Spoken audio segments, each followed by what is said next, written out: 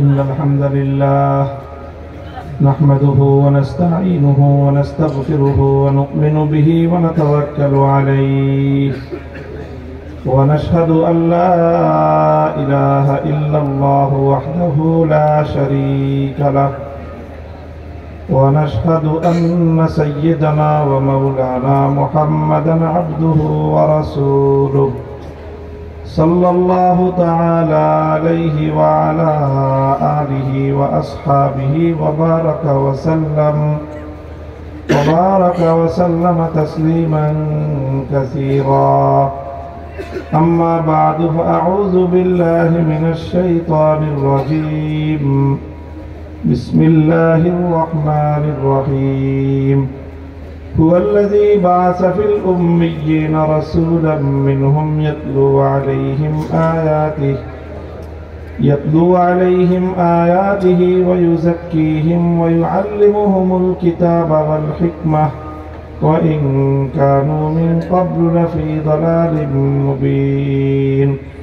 بارك الله لنا ولكم في القرآن العظيم ونفعنا وإياكم بالآيات والذكر الحكيم. اللهم صل على محمد وعلى آل محمد كما صليت على إبراهيم وعلى آل إبراهيم إنك حميد مجيد. اللهم بارك على محمد وعلى آل محمد كما باركت على إبراهيم وعلى آل إبراهيم إنك حميد مجيد. محترم حضرت صدر جلسہ উপস্থিত হযরত উলামায়ে কেরাম, বয়োজ্যেষ্ঠ আমার মুরব্বী সাহেবান, সমবেত ইসলাম প্রিয়, কোরআন প্রেমিক, নবী প্রেমিক, তাওহীদি মুসলমান ভাই ও বন্ধুগণ, প্রাণ প্রিয় আমার ছাত্র বন্ধুরা, আমাদের মুহতারাম বন্ধুবর বাংলাদেশের অত্যন্ত একজন বিদগ্ধ আলেমে দ্বীন আলোচক হযরত মাওলানা হাসান জামিল হাফিজাহুল্লাহ তাআলা, তার তত্ত্বাবধানে পরিচালিত এই জামিয়া ইসলামিয়া দারুল উলুম মুরিদগঞ্জ মাদ্রাসায় আজকের এই সালানা জলসায় আমরা এখানে সমবেত হয়েছি। ওনার তত্ত্বাবধানে এখানে একটি সুন্দর ইসলামী শিক্ষার প্রাণ কেন্দ্র পরিচালিত হচ্ছে। আমরা প্রাণ ভরে দোয়া করি এই প্রতিষ্ঠান যেন উম্মাহ এবং দেশের দ্বীনি চাহিদা সর্বদিক থেকে পূরণ করতে পারে। জাতির জন্য যেই মানুষ প্রয়োজন, যে রিজালে কার, যে কর্মবীর দরকার, এই প্রতিষ্ঠান যেন সেই কর্মবীর জন্ম দেয়। এমনই একটি যুগের সফল শিক্ষা প্রতিষ্ঠানে পরিণত হোক, আমরা সেই দোয়া করি। এবং আজকে আমাদের এখানকার উপস্থিতি, অংশগ্রহণ আসলে সেই শুভ যে আমাদের প্রার্থনা, শুভকামনা, সেই কামনারই অংশ। আজকে শুধু একটা মাহফিলের জন্য মাহফিলে আসি নাই আমরা।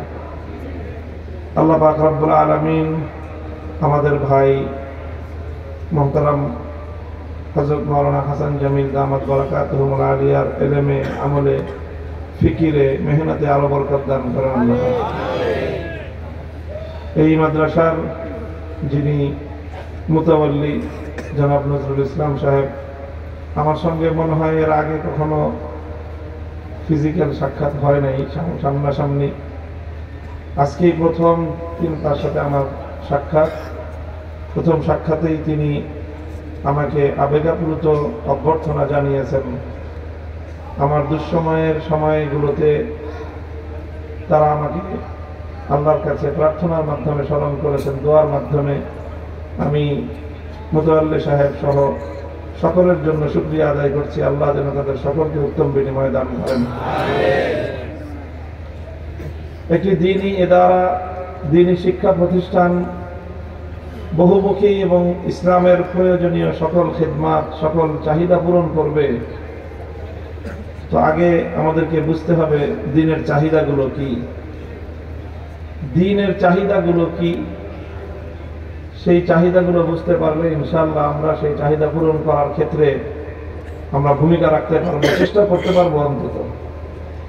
এই জন্য আমি এই বিষয়ে সংক্ষিপ্ত কিছু আলোচনা করার ইচ্ছা করেছি, আর সেই সংশ্লিষ্ট একটি আয়াত পবিত্র কোরআনে পাকের সূরাতুল জুমআ থেকে তেলাওয়াত করেছি।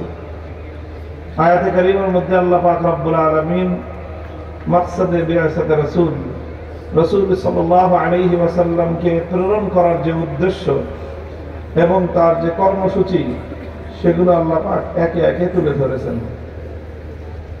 কেন নবী আসলেন, নবী পাঠানোর প্রয়োজন কেন হলো, কি কাজ তিনি করলেন। আমরা জানি আমাদের নবী মুহাম্মদুর রাসূলুল্লাহ সাল্লাল্লাহু আলাইহি ওয়াসাল্লাম যখন এই পৃথিবীতে আগমন করেন, যেই সময়ে তিনি আগমন করেন, সেই সময়টাকে বলা হতো আইয়ামে জাহেলিয়া, দ্য এজ অফ ডার্কনেস, অন্ধকারের যুগ।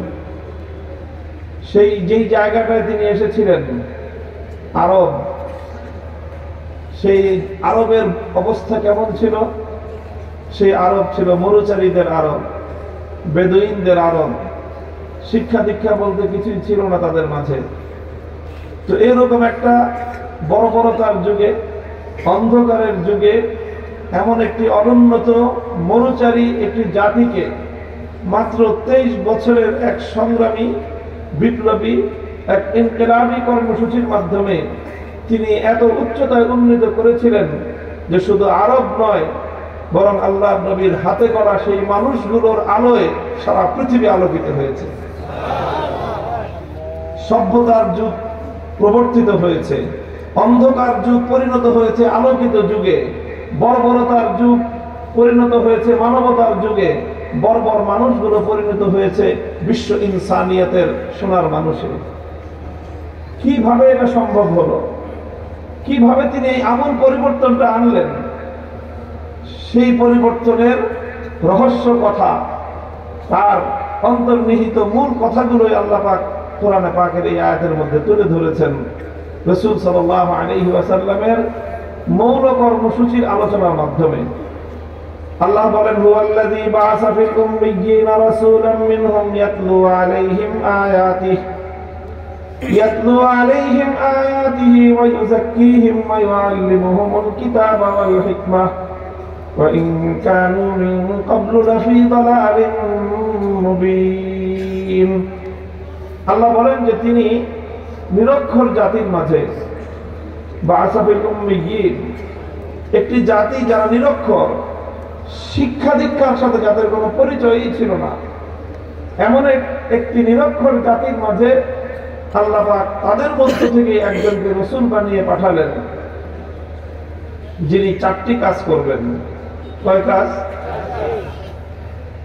প্রথম কাজ হলো ইয়াতলু আলাইহিম আয়াতিহি। বিস্ময়কর বিষয় হলো যে আল্লাহর নবীর যে মৌলিক 4টি কাজ, এই 4টি কাজেরই কেন্দ্রবিন্দু একটা বিষয়, সেই বিষয়টা হলো কিতাবুল্লাহ। সে বিষয়টা কি? কিতাবুল্লাহ মানে কি? আল্লাহর কিতাব, অর্থাৎ কোরআনে পাক। আল্লাহর নবী তার জীবনের সকল কর্মকাণ্ড পরিচালনা করেছেন আল্লাহর কোরআন তথা আল্লাহর কিতাবকে কেন্দ্র করে। নবীজির 4 কর্মসূচি কিতাবুল্লাহকে কেন্দ্র করেই আবর্তিত। এই জন্য মুসলিম উম্মাহর উন্নতির মূল সূত্র, মূল কেন্দ্রীয় পয়েন্ট, সেন্টার পয়েন্ট হলো কোরআনে পাক, কিতাবুল্লাহ। রাসূল সাল্লাল্লাহু আলাইহি ওয়াসাল্লাম এই কিতাবুল্লাহকে কেন্দ্র করেই একটার পরে একটা কর্মসূচি পালন করে গিয়েছেন। কিতাবুল্লাহকে কেন্দ্র করে নবীজির প্রথম কর্মসূচি ছিল ইয়াতলু আলাইহিম আয়াতিহি, তিনি আল্লাহর কিতাবের আয়াতগুলো উম্মতকে তেলাওয়াত করে শোনাবেন। উম্মতকে কোরআনের আয়াত তেলাওয়াত করে শোনানো, এটাই ছিল রাসূল সাল্লাল্লাহু আলাইহি ওয়াসাল্লামের সবচেয়ে বুনিয়াদী এবং সবচেয়ে মৌলিক তথা প্রথম কর্মসূচি। আশ্চর্য লাগে চিন্তা করলে যে কোরআনে পাকের তিলাওয়াত করা, এটাকে আমরা অনেকেই হয়তো মামুলি মনে করি, স্বাভাবিক মনে করি। আবার অনেকে তো আরেক ধাপ অগ্রসর হয়ে কোরআনের তেলাওয়াতের সঙ্গে কিছুটা বেয়াদবিমূলক শব্দ উচ্চারণ করে বলে থাকে যে কোরআনে পাকের তেলাওয়াত তোতা পাখির মতো রটলা, কিছু বুঝলা না, লাভ কি? নাউজুবিল্লাহ। না, বিষয়টা এমন না। কোরআনে পাকের তেলাওয়াত এটা নবী আকরাম সাল্লাল্লাহু আলাইহি ওয়াসাল্লামের একটা মুস্তাকিল এবং স্বয়ং সম্পন্ন কর্মসূচি ছিল। কোরআন বোঝা না বোঝা এটা তো পরের বিষয়, পরের সাবজেক্ট। প্রথম বিষয় হলো কোরআনে পাকের তেলাওয়াত। নবী আকরাম সাল্লাল্লাহু আলাইহি ওয়াসাল্লাম অসভ্যতা, বর্বরতা, জাহেলিয়াত, সমস্ত অন্যায় এবং অবিচারের গড়ে ওঠা সেই ভিত এবং সেই দেয়ালের মধ্যে প্রকম্পন তৈরি করেছিলেন, যে আঘাতের মাধ্যমে সর্বপ্রথম তার বিপ্লবী কর্মসূচির প্রথম বুনিয়াদ ছিল কিতাবুল্লাহ তেলাওয়াত। কিতাবুল্লাহ তেলাওয়াত এটাই সর্বপ্রথম সেই মক্কার হাজার বছরের জাহেলিয়াতের ভিত শুদ্ধ প্রকম্পিত করে দিয়েছিল, নাড়িয়ে দিয়েছিল সমস্ত জাহেলিয়াতের কুহেলিকা, ভেদ করেছিল সমস্ত কুহেলিকা। রাসূল আকরাম সাল্লাল্লাহু আলাইহি ওয়াসাল্লাম প্রবর্তিত কোরআনে পাকের তেলাওয়াত, এই কর্মসূচি, এটা এতটাই ইফেক্টিভ এবং এতটাই প্রভাব ছিল। যারা মনে করেন যে শুধু কোরআনের তেলাওয়াতে এমন কি প্রভাব থাকতে পারে, কোরআন তো বুঝতে হবে, কোরআন বুঝতে হবে সেটা পরের আলোচনা, কিন্তু কোরআন না বুঝলে এর তেলাওয়াতে কোনো প্রভাব নেই, কোনো ফায়দা নেই, এই কথা যারা মনে করে তারা আল্লাহর কোরআনকে আর বাকি 10টা গ্রন্থের সঙ্গে তুলনা করে, বাকি 10টা গ্রন্থের সঙ্গে কোরআনে পাককে অন্যান্য সাধারণ কিতাবের মতো মনে করে। না, কোরআন দুনিয়ার অন্য কোন কিতাবের মতো নয়। দুনিয়ার অন্য সব কিতাব, অন্য সব সাবজেক্ট, সব বিষয়ের ব্যাপারে কথা চলে। তুমি সাহিত্যের বই না বুঝে পড়লে সাহিত্য শিখতে পারবে না, তুমি ইতিহাসের বই না বুঝে পড়লে ইতিহাস শিখতে পারবে না, তুমি গল্পের বই গল্প না বুঝে পড়লে গল্পের গভীরতা তুমি প্রবেশ করতে পারবে না, কবিতার বই না বুঝে পড়লে কাব্যের স্বাদ তুমি পাবে না, তুমি উপন্যাসের বই না বুঝে পড়লে উপন্যাসের চরিত্রগুলোকে তুমি ধারণ করতে পারবে না, দর্শন শাস্ত্রের বই না বুঝে পড়লে তুমি দার্শনিক হতে পারবে না, দর্শন শিখতে পারবে না, তুমি যদি বিজ্ঞানের বই না বুঝে পড়ো বিজ্ঞান শিখতে পারবে না, মেডিকেল সায়েন্সের বই না বুঝে পড়লে ডাক্তার হতে পারবে না। দুনিয়ার সব বই বুঝে পড়তে হবে, না বুঝে পড়লে লাভ নেই। এক্সেপ্ট অল কোরআন, একমাত্র গ্রন্থ কোরআন না বুঝে পড়লেও এই কোরআন মানুষের বদ্ধ হৃদয়ের দুয়ারে আঘাত করবে।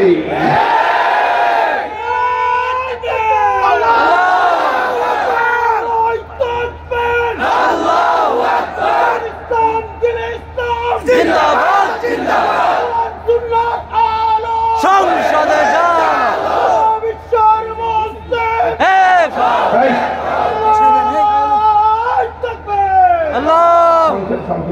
বুঝতে হবে।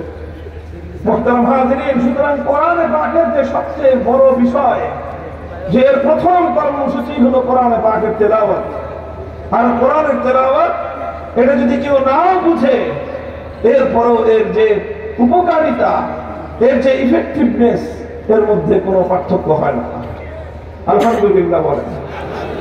সিদ্দিক আকবর আবু বকর রাদিয়াল্লাহু আনহু, তার ইতিহাস তার জীবনী গ্রন্থগুলোতে লেখা হয়, বুখারী শরীফ সহ সমস্ত হাদিসের কিতাবের মধ্যে এটা বর্ণিত হয়। ইবনে দাগিন তিনি একদিন আবু বকর রাদিয়াল্লাহু আনহু মক্কা ছেড়ে চলে যাচ্ছেন, রাস্তার মধ্যে ইবনে দাগিনা নামক একজন আরব সর্দার নেতা তার সঙ্গে দেখা। জিজ্ঞাসা করলো, আবু বকর কোথায় যাও? বললেন, আমি মক্কা ছেড়ে চলে যাচ্ছি। কেন? তো মক্কার মানুষ আমাকে উত্ত্যক্ত করে, বিরক্ত করে, নির্যাতন করে, আমি আর এখানে থাকবো না।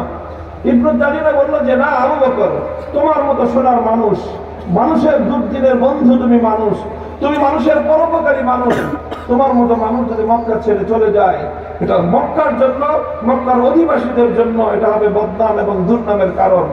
তোমার যে সমস্যা আমি সমাধান করব, তুমি মক্কা ছেড়ে চলে যেও না। তিনি হাতে ধরে আবু বকর সিদ্দিককে মক্কায় নিয়ে আসলেন। মক্কার মানুষকে বললেন যে দেখো, মক্কার মানুষ যদি আবু বকর তোমাদের দেশ ছেড়ে চলে যায়, আবু বকরের ক্ষতি হবে না, তোমাদের ক্ষতি হবে। সুতরাং তোমরা এই লোকটাকে থাকতে দাও, তার সঙ্গে তোমরা কোনো দুর্ব্যবহার করো না। মক্কার মানুষরা বলেছিল ঠিক আছে, আবু বকর থাক, আমরা কোনো আপত্তি করব না, তাকে কোনো উত্তপ্ত করব না। আবু বকর আমাদের বাপদাদার ধর্ম ছেড়ে দিয়ে মুহাম্মাদের ধর্ম গ্রহণ করেছে, সেটাও না হয় মেনে নিলাম সাল্লাল্লাহু আলাইহি ওয়াসাল্লাম। আবু বকর সেই মুহাম্মাদের ধর্মের দাওয়াত দেয়, সেটাও না হয় মেনে নিলাম, কিছুই বললাম না। আবু বকর মুহাম্মাদের উপর নাযিলকৃত কোরআন কিতাব সেটা তেলাওয়াত করে, সেটাও না হয় আমরা মেনে নিলাম। কিন্তু আবু বকরকে আমাদের একটা শর্ত মেনে চলতে হবে। কি শর্ত? যে আবু বকর যে তেলাওয়াত করবে, ঘরের ভিতরে দরজা জানলা বন্ধ করে দিয়ে কোরআন তেলাওয়াত করতে হবে। সে ঘরের বারান্দায় দাঁড়িয়ে তেলাওয়াত করতে পারবে না। কি সমস্যা? ঘরের মালিক আবু বকর, বারান্দার মালিক আবু বকর। তো ঘরে তেলাওয়াত করতে পারলে বারান্দায় তেলাওয়াত করতে তোমাদের আপত্তিটা কেন? না, আপত্তি আছে। সমস্যা নাকি? আরে সমস্যা হলো এই যে আবু বকর সিদ্দিক যখন ঘরের বারান্দায় দাঁড়িয়ে আবেগ মাখা কণ্ঠে আল্লাহর কোরআনের তেলাওয়াত করতে থাকে, তখন তার এই কোরআনের তেলাওয়াত চুম্বক যেমন লোহাকে আকর্ষণ করতে থাকে, আবু বকরের শুধুমাত্র কোরআনের তেলাওয়াত মক্কার ঘর ঘর থেকে নারী আর পুরুষ শিশু সহ সকলকে চুম্বকের মতো টানতে থাকে। আমরা ঘরগুলোতে আমাদের শিশুদেরকে বেঁধে রাখতে পারি না, আবু বকরের কোরআন তেলাওয়াত শুনবার জন্য আমাদের ঘরগুলো থেকে শিশুরা পঙ্গপালের মতো আবু বকরের বাড়ির দিকে ছুটতে থাকে। মুহতারাম হাজিরিন, এজন্যই বলি যে কোরআনে পাকের তেলাওয়াত এটা হলো সেই কর্মসূচি, যেই কর্মসূচির মাধ্যমে সর্বপ্রথম রাসূলুল্লাহ সাল্লাল্লাহু আলাইহি ওয়াসাল্লাম 1000 বছরের জাহিলিয়াতের এই প্রাচীর ধসিয়ে দেওয়ার জন্য প্রথম আঘাত এনেছিলেন। আজ এই একবিংশ শতাব্দীর নব্য জাহিলিয়াত, এটা আধুনিক জাহিলিয়াত, এটা বিজ্ঞানের মাধ্যমে সুসজ্জিত জাহিলিয়াত, এটা নানাভাবে শক্তিশালী এক জাহিলিয়াত। খোদার কসম খেয়ে বলি, আজকের নব্য জাহিলিয়াতকে যদি আবার উপরে ফেলতে হয়, আল কোরআনের তেলাওয়াতের মাধ্যমেই এই জাহিলিয়াতের বীজ শুদ্ধ কাটিয়ে তুলতে হবে। ঘরে ঘরে কোরআন তেলাওয়াতের গুঞ্জরণ শোনাও, ঘরে ঘরে আল্লাহর কোরআনের তেলাওয়াতের আয়োজন করো। মুসলমানদের সন্তানদের হৃদয়ে হৃদয়ে আল্লাহর কোরআনের তেলাওয়াতের আলো জ্বালিয়ে দাও। আমার বাচ্চারা, ছেলেরা, মেয়েরা আমাদের, তারা পাড়ায় পাড়ায় মহল্লায় মহল্লায় কোরআনের তেলাওয়াত গুঞ্জরণ ছড়িয়ে দিক। প্রতিটি ঘরে ঘরে আল্লাহর কোরআনের তেলাওয়াত গুঞ্জরিত হোক। ইনশাআল্লাহ সমস্ত জাহিলিয়াত নির্বাপিত হয়ে যাবে, টিকতে পারবে না ইনশাআল্লাহ। ইয়াতলু আলাইহিম আয়াতিহি, আল্লাহর কোরআনে পাকের তেলাওয়াতের মধ্যে আমার আল্লাহ পাক রব্বুল আলামিন নিজে সেই শক্তি রেখেছেন, সেই প্রভাব রেখেছেন।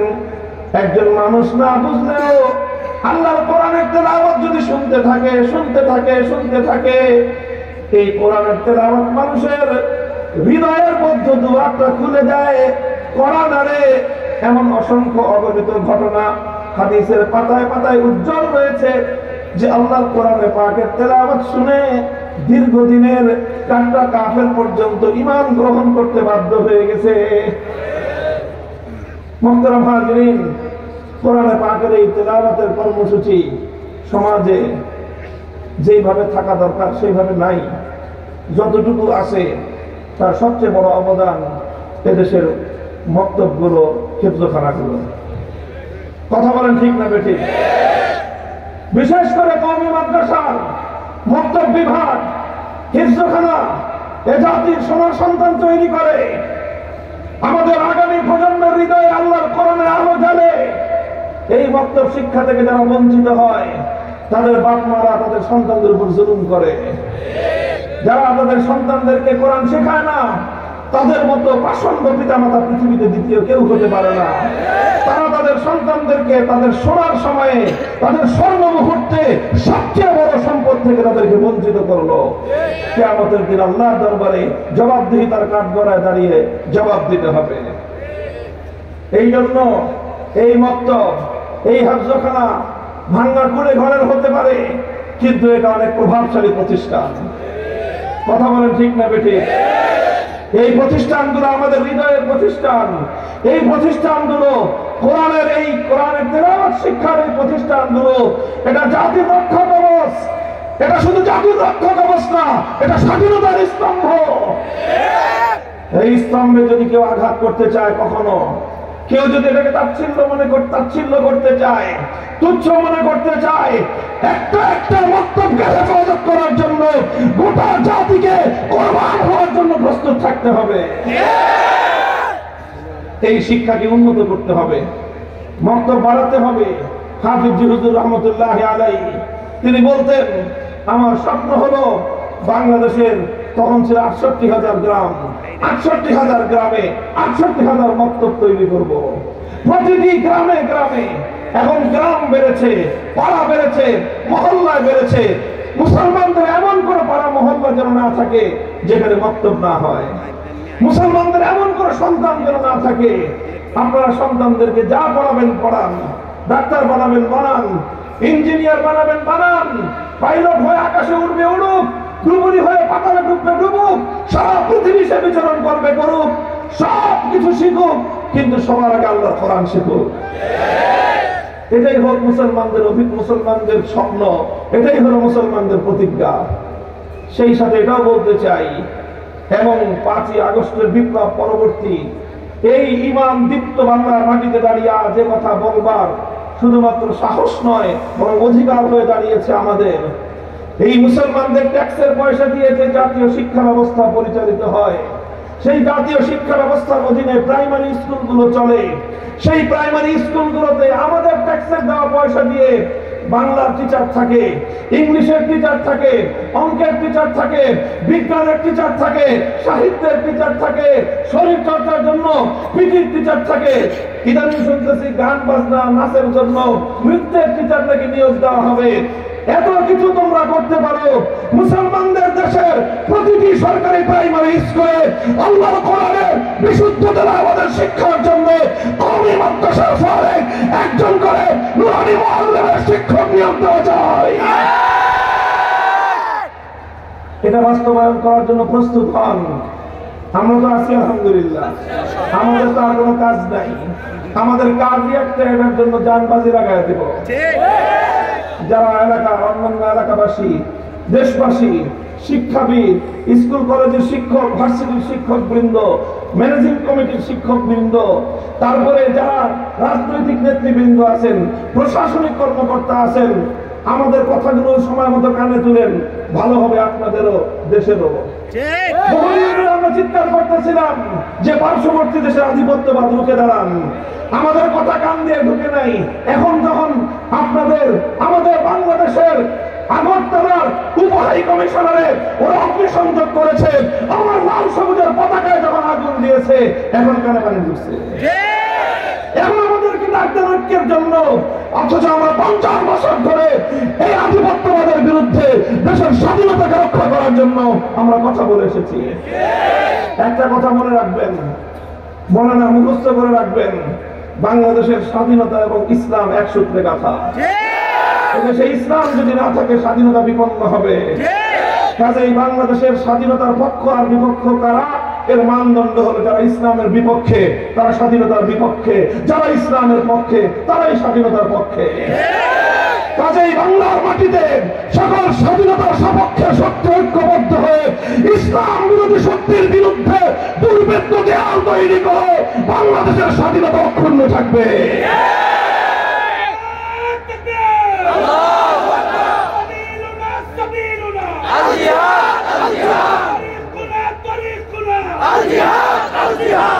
মুহতারাম হাজিরিন, কাজেই আমি বলছিলাম তেলাওয়াতে কিতাবুল্লাহর কথা, রাসূল সাল্লাল্লাহু আলাইহি ওয়াসাল্লামের এটা হলো সর্বপ্রথম বিপ্লবী কর্মসূচি। ঘরে ঘরে মানুষের কণ্ঠে কণ্ঠে আল্লাহর কোরআনের তেলাওয়াত তুলে দাও। প্রতিটি মানুষের কর্ণকুহরে কোরআন গুঞ্জরিত হোক। ঘরে ঘরে মুসলমানদের ঘরে যেন কোরআনের তেলাওয়াত হয়। মুসলমানদের ঘরগুলোতে রাতের অন্ধকার যেন আল্লাহর কোরআনের তেলাওয়াতের দ্বারা আলোকিত হয়। আপনি যান সাহাবীদের যুগে, নবীর যুগে, পূর্বসূরীদের যুগে এক একটা মুসলিম জনপদে গেলে এমন কোন ঘর খুঁজে পাওয়া যেত না যেই ঘরে শেষ রজনীতে নারী পুরুষ শিশুরা ঘুম থেকে উঠে আল্লাহর দরবারে দাঁড়িয়ে কোরআনের তেলাওয়াত শোনাতেন। আর আজ ভুলের মুসলমানদের পাড়া মহল্লাগুলোতে রাত 12টা 1টা 2টো পর্যন্ত প্রতিটি মুসলমানের ঘর থেকে একটা আওয়াজ আসবে। সেই আওয়াজ হলো কোনো টেলিভিশনের কোনো নাটকের আওয়াজ, না হয় কোনো বিদেশি চ্যানেলের একদম মারাত্মক ধরনের ভয়ঙ্কর প্রকৃতির বাদ্যের আওয়াজ, গান বাদ্যের আওয়াজ দ্বারা আজকে মুসলমানদের সমাজ অভিশপ্ত হয়ে উঠেছে। পরিবর্তন আনার চেষ্টা করতে হবে। কথা বলেন ঠিক না বেঠিক? ইয়াতলু আলাইহিম আয়াতি, আল্লাহর পয়গম্বরের সমাজ বিপ্লবের প্রথম কর্মসূচি ছিল আল্লাহর কোরআনের তেলাওয়াত শিক্ষা দেওয়া।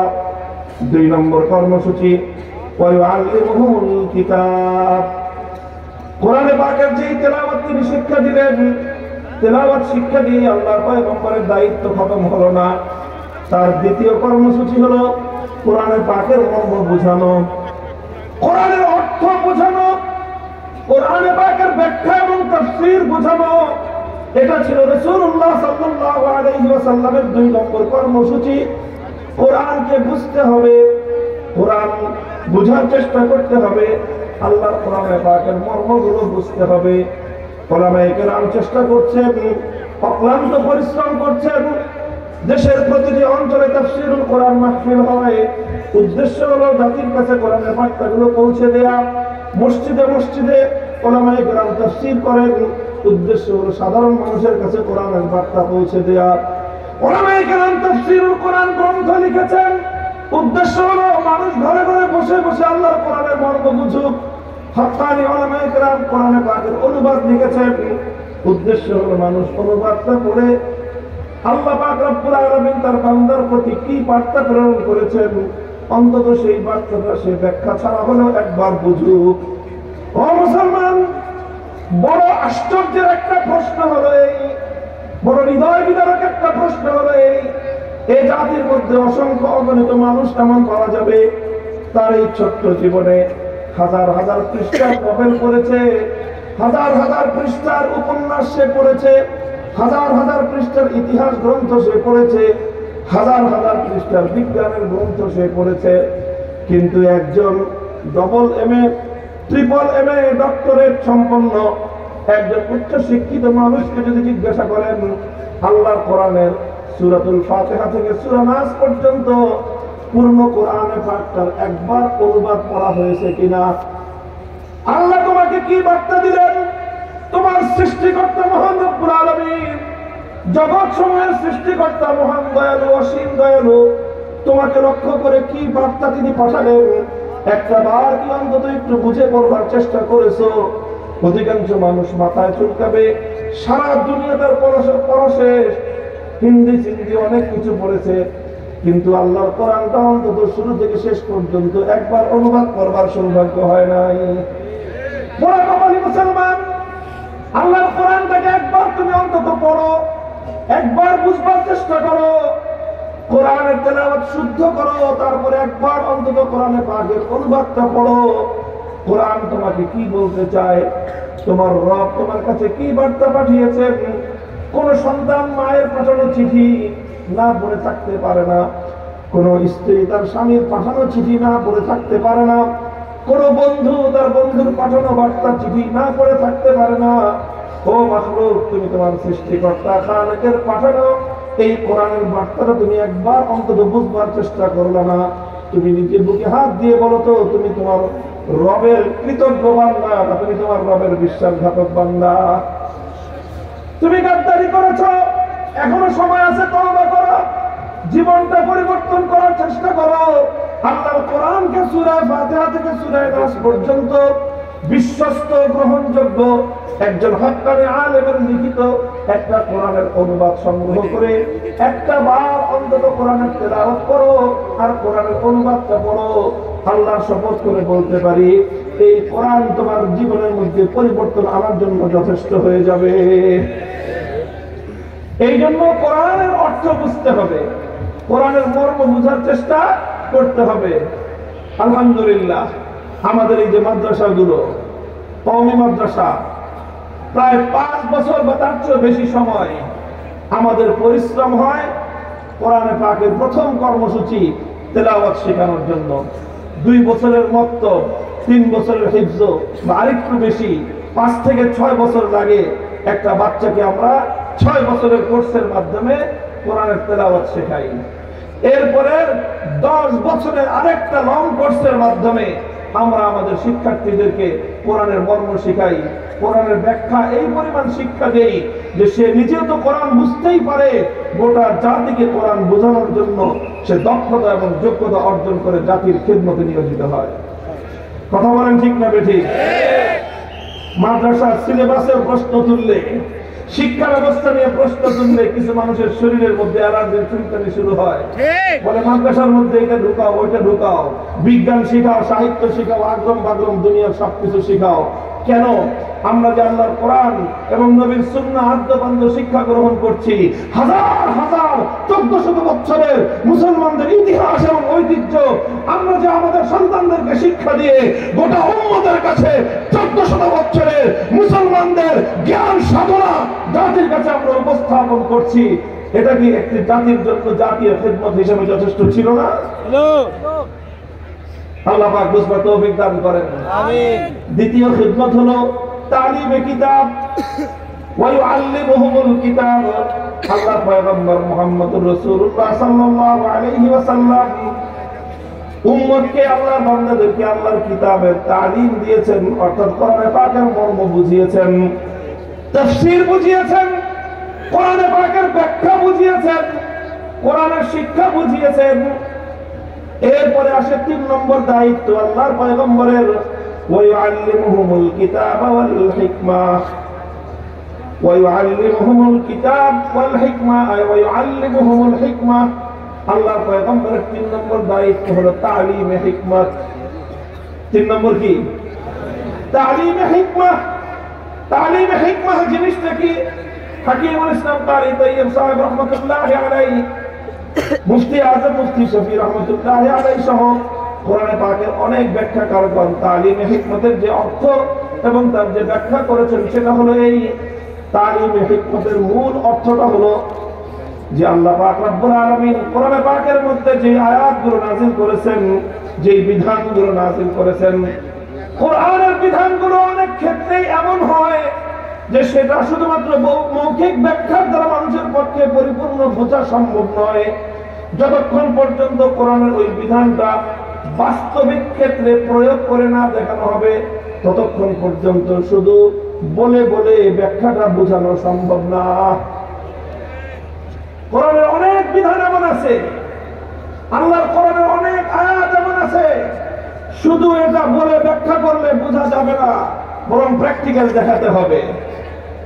এই জন্য আমি বলি, দেখেন যারা সাধারণ শিক্ষায় পড়াশোনা করেছেন তারা তো খুব ভালো করে জানেন যে বেশ কিছু সাবজেক্ট এমন আছে যেগুলো শুধু থিওরি পড়লে কাজ হয় না, প্র্যাকটিক্যাল দেখাতে হয়। যেখানে বিজ্ঞান আছে, যে সকল স্কুলগুলোতে বিজ্ঞানের মধ্যে বিশেষ করে আপনার যে পদার্থ বিজ্ঞান, কেমিস্ট্রি, এটার জন্য প্র্যাকটিক্যাল লাগে। প্র্যাকটিক্যাল ছাড়া কেমিস্ট্রি ভালো করে বোঝা সম্ভব না। মেডিকেল সায়েন্স তো বোঝাই সম্ভব না। ডাক্তারেরা যখন মেডিকেল পড়ে একজন স্টুডেন্ট, তখন শুধু লেকচার শুনে, শুধু বই পড়ে যদি কেউ মনে করে যে ডাক্তার হয়ে যাবে, কোশ্চিন গেলেও সম্ভব নয়। এই জন্য মেডিকেলগুলোতে, মেডিকেল কলেজগুলোতে, প্রত্যেকটা মেডিকেল কলেজে ক্লাসের পাশাপাশি, লেকচারের পাশাপাশি, বই পড়ার পাশাপাশি প্রত্যেকটা বিষয়ের উপর ল্যাবরেটরি আছে। সেখানে শিক্ষার্থীদেরকে নিয়ে টিচাররা প্র্যাকটিক্যাল দেখায়। মানব দেহের মাথা থেকে পা পর্যন্ত প্রত্যেকটা অঙ্গের ডিটেলস সেখানে আছে, সেখানে বিস্তারিত তার নকশা আছে। আর ওই নকশা দেখায় দেখায় মানব দেহের চিকিৎসা বিজ্ঞান সম্পর্কে তাদেরকে শিক্ষা দেওয়া হয়। মেডিকেল সায়েন্স এটা যতটা থিওরিটিক্যাল তার চেয়ে অনেক বেশি প্র্যাকটিক্যাল। মেডিকেল সায়েন্স যতটা প্র্যাকটিক্যাল, আল্লাহর কোরআন তার চেয়েও বেশি প্র্যাকটিক্যাল। কোরআন শুধু শুনে, শুধু পড়ে পরিপূর্ণ কোরআন বোঝা যায় না, বরং কোরআনে পাকের অসংখ্য বিধান প্র্যাকটিক্যাল বুঝতে হয়, দেখতে হয়। এই জন্য রাসূল সাল্লাল্লাহু আলাইহি ওয়াসাল্লামের 3 নম্বর দায়িত্ব ছিল আল্লাহর কোরআনকে প্র্যাকটিক্যাল ভাবে উম্মতকে দেখিয়ে শিক্ষা দেওয়া। এই জন্য যখন আয়াত নাযিল হলো আকিমুস সালাত, সালাত কায়েম করেন, নামাজ কায়েম করেন। আল্লাহর নবী কোরআনে পাকের আয়াত তেলাওয়াত করেছেন, আকিমুস সালাহ, 1 নম্বর দায়িত্ব পালন হয়েছে। তারপরে তিনি এর ব্যাখ্যা করেছেন সালাতের অর্থ কি। বলেছেন যে সালাতের অর্থ এখানে রহমত নয়, সালাতের অর্থ এখানে দোয়া নয়, সালাতের অর্থ এখানে দুরূদ নয়, বরং এখানে সালাতের অর্থ হলো একটা ইবাদত, যে ইবাদতের মধ্যে কিয়াম থাকবে, রুকু থাকবে, সিজদা থাকবে, কিরাত থাকবে, তাসবিহ থাকবে, তাশাহুদ থাকবে। এই সব কিছু মিলিয়ে একটি ইবাদত। বলেই শুধু বোঝানো ক্ষান্ত হয় নাই, বরং আল্লাহর নবী মদিনার মসজিদে মিম্বার স্থাপন করলেন, 2 রাকাত নামাজ আদায় করলেন। এরপরে উম্মতকে লক্ষ্য করে বললেন, সাল্লু কামা রাআইতুমুনি উসাল্লি। হে আমার উম্মত, আমার কাছ থেকে শুধু শুনে নামাজ পড়ো না, আমার হাদিস পড়ে শুধু নামাজ পড়বা না, বরং নামাজ ওইভাবে পড়বে যেভাবে তোমরা আমাকে পড়তে দেখেছো, প্র্যাকটিক্যাল দেখেছো। আল্লাহর নবী প্র্যাকটিক্যাল দেখে দেখে উম্মতকে এভাবেই আল্লাহর কোরআনের এক একটা বিধান শিক্ষা দিয়েছেন। মুহতারাম হাজিরিন, প্র্যাকটিক্যাল দেখিয়ে উম্মতকে এই সকল বিধানগুলো শিক্ষা দেওয়া হয়েছে। সালাতের বিধান প্র্যাকটিক্যাল শিখিয়েছেন, যাকাতের বিধান প্র্যাকটিক্যাল শিখিয়েছেন, হজের বিধান প্র্যাকটিক্যাল শিখিয়েছেন, এমনকি রোজার বিভিন্ন মাসআলা প্র্যাকটিক্যাল শিখিয়েছেন, জিহাদের বিধান প্র্যাকটিক্যাল শিখিয়েছেন, এমনকি বেচাকিনি, বায়উশরা, ব্যবসা বাণিজ্যের বিধান আল্লাহর পয়গম্বর নিজে প্র্যাকটিক্যাল শিখিয়েছেন। শিখাতে শিখাতে ইসলামের প্রত্যেকটা বিধান আল্লাহর নবী প্র্যাকটিক্যাল করে উম্মতকে শিক্ষা দিয়েছেন। প্র্যাকটিক্যাল কতটা করেছেন? কোরআনের আয়াত নাযিল হলো, আস-সারিকু ওয়াস-সারিকাতু ফাক্তাহু আইদিয়াহুমা জাযাআন বিমা কাসাবা নাকালাম মিনাল্লাহ। কোরআনের আয়াত নাযিল হলো, আল্লাহর পয়গম্বর তেলাওয়াত করে শোনালেন। 1 নম্বর দায়িত্ব পালন হলো, চোর চুরি করে ধরা পড়লে তার হাত কেটে দিতে হবে। তিনি ব্যাখ্যা করে বুঝিয়ে দিলেন তালিমে কিতাব। 2 নম্বর দায়িত্ব পালন হলো, এখানে এসে আল্লাহ নবী ক্ষান্ত হয়ে যাননি, বরং আল্লাহর পয়গম্বর কোরআনের এই বিধানকে বাস্তবায়ন করার উদ্যোগ নিয়েছেন। কোরআনে পাকের এই বিধানকে তিনি প্র্যাকটিক্যাল উম্মতকে কিভাবে বাস্তবায়ন করতে হয় বুঝিয়েছেন। বুখারী শরীফ সহ হাদিসের কিতাবগুলোর মধ্যে ঘটনা বর্ণিত হয়, আল্লাহ নবী যখন মক্কা বিজয় করলেন, মক্কার মধ্যে একটা অপরাধ সংঘটিত হলো, চুরির ঘটনা। চোর ধরা পড়ল, এবং চোর সাধারণ কেউ নয়, একজন মহিলা মানুষ, সাধারণ কোন মহিলা নয়, একটা সম্ভ্রান্ত পরিবারের একজন মহিলা, নাম হলো তার ফাতেমা মাখজুমিয়া। বনু মখজুম গোত্রের একজন নারী। বনু মখজুম গোত্রটা হলো আল্লাহর পয়গম্বরের রক্তের বন্ধনে আবদ্ধ, ব্লাড কানেক্টেড। আল্লাহর নবীর যে দাদি ছিলেন, সেই দাদির পরিবার হলো বনু মখজুম, অর্থাৎ নবীজির বাবা খাজা আব্দুল্লাহর মামুর বাড়ি হলো বনু মখজুম। সেই বনু মখজুমের একজন নারী ফাতেমা নামনি মহিলা চুরি করলো, ধরা পড়লো। ফাফাজিআ কওমুহা ইলা উসামা ইবনে যায়েদ। তার জাতি বনু মখজুম গোত্র, তারা আতঙ্কগ্রস্ত হয়ে পড়লো যে এখন তো মক্কার মধ্যে আল্লাহর কোরআনের আইন বাস্তবায়ন হবে। আল্লাহর নবী যদি কোরআনের আইন বাস্তবায়ন করেন, কোরআনে পাকের বিধান অনুযায়ী তার হাত কেটে দেওয়া হবে। হাত কাটা যাবে একজন নারীর, কিন্তু সম্মান এবং মর্যাদা নাক কাটা যাবে গোটা বংশের। সুতরাং বংশীয় মর্যাদা রক্ষা করার জন্য এই মেয়েটার যেন হাত না কাটা যায় তার ব্যবস্থা করতে হবে। গোটা সম্প্রদায় এসে তদবির শুরু করলো। উসামা ইবনে যায়েদ আল্লাহর পয়গম্বরের অত্যন্ত প্রিয় ভাজন, আস্থাভাজন, স্নেহভাজন। উসামাকে এসে তারা ধরলো যে, উসামা, নবীজি তোমার দাদা লাগে, তুমি নবীজির পালক পুত্র যায়েদের ছেলে, তোমাকে আল্লাহর নবী অনেক ভালোবাসেন, তুমি যাও নবীজিকে গিয়ে বলো ঘটনাটা এই, তিনি যেন মেয়েটার হাত না কাটেন, কারণ এই মেয়েটার সঙ্গে স্বয়ং আল্লাহর নবীর আত্মীয়তার এবং রক্তের সম্পর্ক। উসামা গেলেন, আল্লাহর নবীকে বললেন। এই কথাটা শোনার সঙ্গে সঙ্গে নবীজির প্রতিক্রিয়া কি ছিল? বুখারীর হাদিসের মধ্যে আসে, ফাতালাওয়ানা ওয়াজহু রাসূলিল্লাহি সাল্লাল্লাহু আলাইহি ওয়াসাল্লাম। কথাটা শুনে আল্লাহর নবী রাগান্বিত হয়ে উঠলেন, এতটাই রাগে অগ্নিশর্মা হয়ে উঠলেন। আমার নবীর চেহারার রং লাল বর্ণ ধারণ করলো। নবীজি হুঙ্কার দিয়ে উসামাকে ধমক দিলেন, আতাশফাউ ফি হাদ্দিন মিন হুদুদিল্লাহ। উসামা, এত বড় দুঃসাহস তোমার, আল্লাহর কোরআনের বিধান বাস্তবায়ন করব, সেই জায়গায় তুমি তদবির নিয়ে এসেছো বাধা দেওয়ার জন্য। খবরদার হুঁশিয়ার করে দেই, আর কোনদিন এমন তদবির নিয়ে তুমি যেন আমার কাছে হাজির না হও। আল্লাহর পয়গম্বর বুঝতে পারলেন উসামা একা সামনে এসেছে, কিন্তু বিষয়টা শুধু উসামার একার নয়, বরং এই বিষয়টার সঙ্গে গোটা কুরাইশ জাতি বনু মখজুম গোত্র সম্পৃক্ত। নবীজি বুঝলেন শুধু উসামাকে ধমক দিলে হবে না, গোড়া থেকে সংশোধন করতে হবে। আল্লাহর পয়গম্বর ঘোষণা দিলেন, জাতির উদ্দেশ্যে তিনি ভাষণ দিবেন। নবী আকরাম সাল্লাল্লাহু আলাইহি ওয়াসাল্লাম ফালাম্মা কানা আল-আশিয়্যু কামা রাসূলুল্লাহ সাল্লাল্লাহু আলাইহি ওয়াসাল্লাম, বিকাল বেলায় আসরের নামাজের পরে আল্লাহর নবী বাইতুল্লাহর সামনে দাঁড়ালেন। কাবা শরীফের চত্বরে মক্কার লোকজন জড়ো হলো। আল্লাহর নবী জাতির উদ্দেশ্যে বক্তব্য দিলেন। আল্লাহর নবী বললেন যে দেখো, ইন্নামা হালাকা মান কানা ক্বাবলাকুম ইযা সারাকা ফীহিমুদ দাঈফ আকামু আলাইহিল হাদ ওয়া ইযা সারাকা ফীহিমুশ শরীফ তারাকুহু। আল্লাহ পাক রব্বুল আলামিন পৃথিবীর অনেক জাতিকে ধ্বংস করে দিয়েছেন। কি ছিল তাদের অপরাধ? অপরাধ একটাই ছিল, যখন তাদের মধ্যে কোনো সম্ভ্রান্ত মানুষ, কোন প্রভাবশালী মানুষ, শক্তিমান মানুষ যখন অপরাধ করত, তখন সেই শক্তিমান মানুষের উপর কোনো বিচার ব্যবস্থা কায়েম করা হতো না। কোন শিল্পপতি চুরি করেছে, অপরাধ মাফ। রাজনৈতিক নেতা, ক্ষমতাবান মানুষ অন্যায় করেছে, কোনো শাস্তি নাই। মন্ত্রীর দুলাভাই, এমপির শালা অপরাধ করেছে, শাস্তি নাই। চেয়ারম্যানের খারুদ গম চুরি করে নিয়ে গেছে, কোনো বিচার নাই। শিল্পপতি মানুষ অন্যায় করেছে, কোনো বিচার নাই। এইভাবে সমাজের প্রভাবশালীরা যখন অপরাধ করত, তাদের কোনো বিচার হতো না। আর ওই একই অপরাধ যখন কোনো দুর্বল মানুষ করত, কোনো খেটে খাওয়া মানুষ, কৃষক, শ্রমিক, রিক্সাওয়ালা, ঠেলা গাড়ি চালক, ভ্যান চালক, নৌকার মাঝি, রাস্তার টোকাই, এই শ্রেণীর দুর্বল মানুষ যখন ওই একই অপরাধ করত, আকামু আলাইহিল হাদ্দা, তখন তার উপর আইনের শাসন 100 ভাগের জায়গায় 200 ভাগ কায়েম করত। নবীজি বলেন, এই যে বৈষম্য, এই যে বৈষম্য, নিজের দলের লোকের জন্য এক বিচার, বিরোধী দলের লোকের জন্য আরেক বিচার, গরিবের জন্য এক বিচার, ধনীর জন্য আরেক বিচার, শক্তিমানের জন্য এক বিচার, আর দুর্বলের জন্য আরেক বিচার। বিচার ব্যবস্থায় যখন বৈষম্য তৈরি হয়, এটা সেই অপরাধ, যে অপরাধের কারণে আল্লাহ পাক গোটা জাতিকে ধ্বংস করে দেন।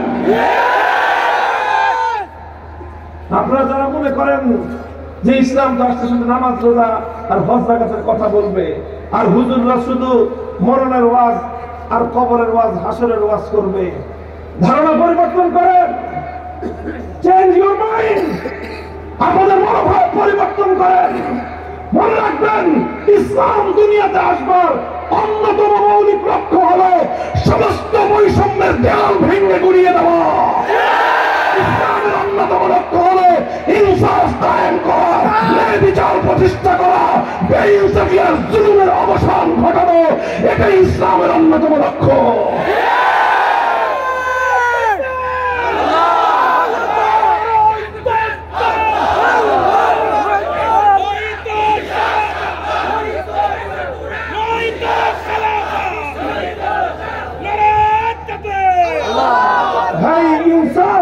দুনিয়াতে প্রতিষ্ঠিত করা, বেইনসাফির বিরুদ্ধে লড়াই করা, এটা সমস্ত নবীদের কর্মসূচি। খুলেন কোরআন, কোরআনে পাক সূরাতুল হাদীদ তেলাওয়াত করেন। লাকাদ আরসালনা রুসুলানা বিল বায়িনাত ওয়া আনজালনা মাআহুমুল কিতাবা ওয়াল মিজান লিয়াকুমা আন-নাসু বিল কিসত। আল্লাহর কোরআন বলছে, আমি রাসূল পাঠিয়েছি, সকল রাসূলদেরকে পাঠিয়েছি, সমস্ত কিতাব আমি নাযিল করেছি লিয়াকুমা আন-নাসু বিল কিসত, যাতে মানব সমাজের মধ্যে ইনসাফ কায়েম হয়, মানুষের সমাজ থেকে যেন বৈষম্য দূর হয়ে যায়। বৈষম্য দূর করা, বৈষম্যের বিলোপ সাধন করা শুধু বৈষম্য বিরোধী ছাত্র নেতৃবৃন্দের দায়িত্ব না, এটা সর্বপ্রথম দায়িত্ব আলেম সমাজের। এজন্য আমি আলেমদেরকে বলি, জাগ্রত হও, জাতির কাছে ইনসাফের বার্তা পৌঁছাও। ইনসাফ বিরোধী যত ব্যবস্থা আছে, সমস্ত ব্যবস্থার বিরুদ্ধে যুদ্ধ ঘোষণা করো।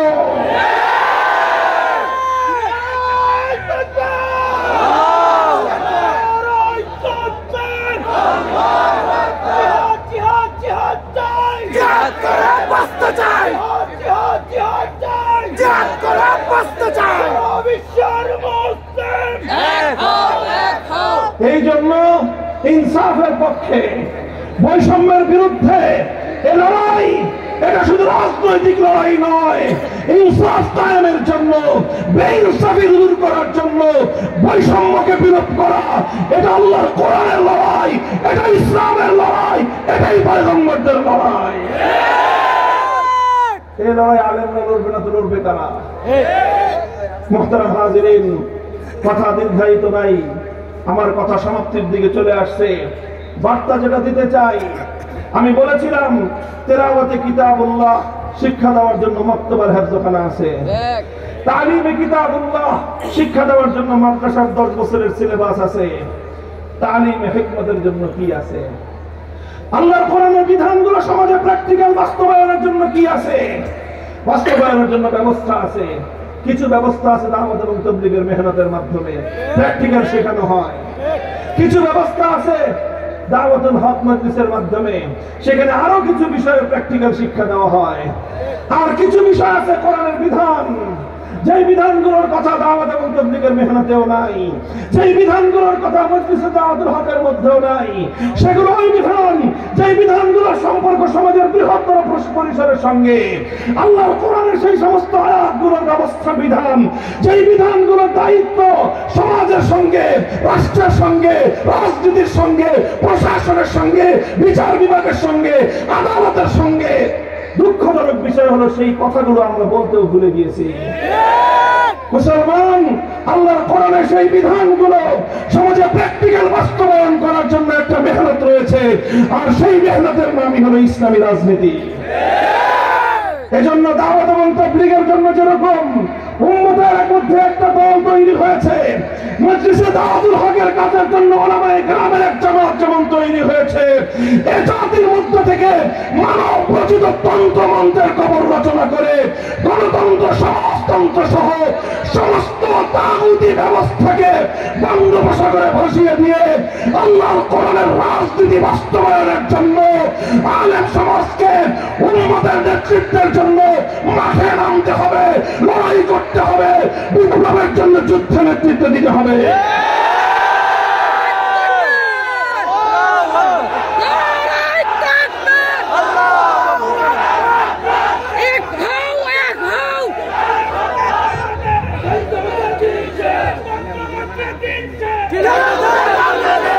আরেকটা কথা বলে ফেলি, আমার ডর ভয় নাই।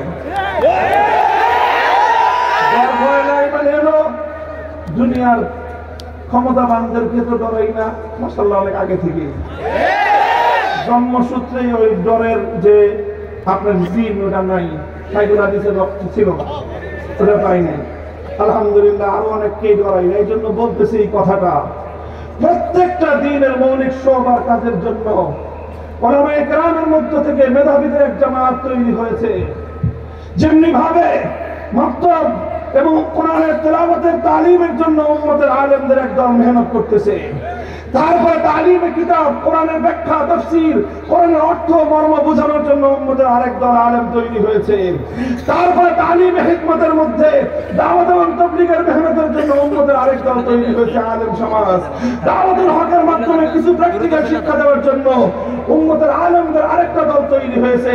কিন্তু আফসোস, আফসোস, সেভাবে আল্লাহর কোরআনের আরেকটা গুরুত্বপূর্ণ অংশ রাষ্ট্র রাজনীতির সঙ্গে সম্পৃক্ত যে আয়াতগুলো, সেই আয়াতগুলোর বাস্তব অ্যাপ্লিকেশনের জন্য, বাস্তব প্রয়োগ করার জন্য আলেমদের মধ্যে মেধাবী, যোগ্যতা সম্পন্ন একদল চৌকস উলামায়ে কেরাম রাজনীতির মাঠে আসা দরকার।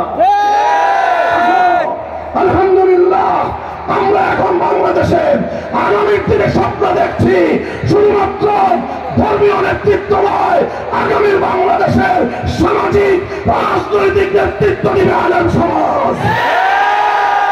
আলেমরা তৈরি হও, মাথায় পাগড়ি বাঁধো, দেশকে কারো কাছে জানা দেওয়া হবে না।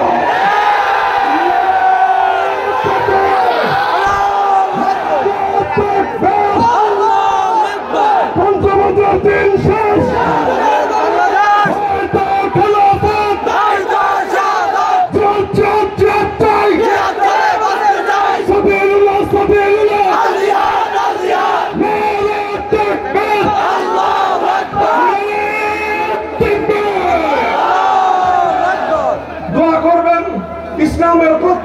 শাখার কাজ যেন যথোপযুক্ত পদ্ধতিতে পরিচালিত হয়, উপযুক্ত ব্যক্তি যেন আল্লাহ ব্যবস্থা করে দেন, আলেমরা যেন তাকসিমে কাজের মাধ্যমে, কর্মবন্টনের মাধ্যমে প্রতিটা সেক্টরের জন্য উপযুক্ত লোক তৈরি করবার জন্য প্রত্যেকটা মাদ্রাসা থেকে পরিকল্পনা থাকা দরকার। শুধুমাত্র তবলিগে পাঠিয়ে দিলাম, কাজ শেষ না। শুধুমাত্র ইফতার পড়ার জন্য পাঠিয়ে দিলাম, কাজ শেষ না নয়। বরং উম্মতের যেই যেই জায়গায় কাজ দরকার, যে যে জায়গায় উম্মতকে পরিচালনা করা দরকার, যেই যেই জায়গায় উম্মতকে নেতৃত্ব দেওয়া দরকার, প্রত্যেকটা সেক্টরের জন্য উপযুক্ত লোক এবং ব্যক্তি মাদ্রাসাগুলোকে চয়ন করতে হবে। আখেরি কথা, আল্লাহ নবীর 4 নম্বর কর্মসূচি হলো ওয়াইজাকিহিম, তাজকিয়া। তাজকিয়ার অর্থ স্বাভাবিকভাবে বলা হয় আত্মশুদ্ধি। আসলে আত্মশুদ্ধির মর্মটা কি, আত্মশুদ্ধির হাকিকত কি? তাজকিয়ার হাকিকত হলো তুমি তেলাওয়াতে কিতাবুল্লাহর মাধ্যমে যে কোরআনকে তেলাওয়াত করা হয়েছিল 1 নম্বর কর্মসূচি, তালিমি কিতাবের মাধ্যমে কোরআনের মর্ম ব্যাখ্যা বুঝিয়ে দেওয়া হয়েছিল, এটা ছিল 2 নম্বর কর্মসূচি। তালিমে হিকমতের মাধ্যমে কোরআনকে আমলি ভাবে, প্র্যাকটিক্যাল ভাবে বাস্তবায়ন করে নমুনা দেখানো হয়েছিল, এটা ছিল 3 নম্বর কর্মসূচি। এই 3 নম্বর কর্মসূচির পর 4 নম্বর কর্মসূচি হলো তাজকিয়া। তাজকিয়ার মূল হাকিকত হলো যে কোরআনকে তুমি এতক্ষণ আমল করেছো, যে কোরআনকে এতক্ষণ তুমি বাস্তবায়ন করেছো, এবার সেই কোরআনকে তুমি তোমার আখলাক এবং চরিত্রে পরিণত করো। তাজকিয়ার অর্থই হলো কোরআনী আখলাক হাসিল করা। তাজকিয়ার অর্থই হলো উম্মতের মধ্যে কোরআনী চরিত্র, কোরআনী স্বভাব মানুষের মধ্যে তৈরি করার চেষ্টা করা। এই মেহনতটা আলহামদুলিল্লাহ উম্মতের মধ্যে ব্যাপকভাবে চালু আছে। আর সবচেয়ে বেশি উপায়ে এই তাজকিয়া তথা উম্মতের আখলাককে, চরিত্রকে, স্বভাবকে কোরআনের আলোকে গড়ে তুলবার জন্য মেহনত করা হচ্ছে। ওলামায়ে কেরাম, মাশায়েখে ইজম তাসাউফের মাধ্যমে, খানকাহগুলোর মাধ্যমে এটার মেহনত চালিয়ে যাচ্ছেন। কথা বলেন ঠিক না বেঠিক? এই সবগুলো কাজ আমাদের কাজ, এই সবগুলো কাজ আমাদের কাজ, সবগুলো কাজ ওলামায়ে কেরামের কাজ, সবগুলো কাজ উম্মতের কাজ। মক্তব চালানো উম্মতের কাজ, হিফজখানা চালানো ওলামায়ে কেরামের কাজ, মাদ্রাসা চালানো ওলামায়ে কেরামের কাজ, তাবলীগ চালানো ওলামায়ে কেরামের কাজ, মজলিস দাওয়াতুল হক চালানো ওলামায়ে কেরামের কাজ, ইসলামী সিয়াসত রাজনীতির অঙ্গনে বলিষ্ঠ ভূমিকা রাখা ওলামায়ে কেরামের কাজ, তাসাউফ খানকাহি মেহনতের মাধ্যমে উম্মতের আখলাককে তারবিয়ত করা, দুরুস্ত করা, এটাও ওলামায়ে কেরামের কাজ। তাহলে আমরা আল্লাহ নবীর সত্যিকার উত্তরাধিকারী হতে পারবো। আল্লাহ আমাদেরকে বুঝবার তৌফিক দান করেন। জামিয়া ইসলামিয়া দারুল উলুম রূপগঞ্জকে আল্লাহ পাক সেই রকম একটা সর্বব্যাপী এক ইদারা হিসেবে, সর্বব্যাপী এক শিক্ষা প্রতিষ্ঠান হিসেবে কবুল করেন।